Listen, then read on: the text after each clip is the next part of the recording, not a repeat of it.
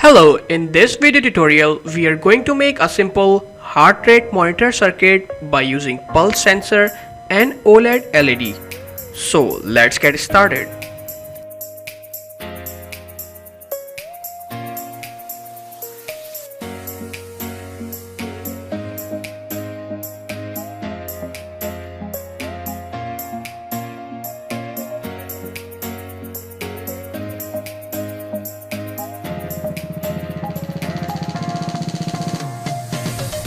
For more interesting projects, please subscribe to our channel and don't forget to click on bell icon for our recent post notifications.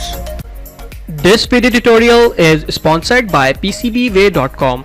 They are providing you a high quality PCBs for just $5 only. So visit the website and click on this sign in button. Create your account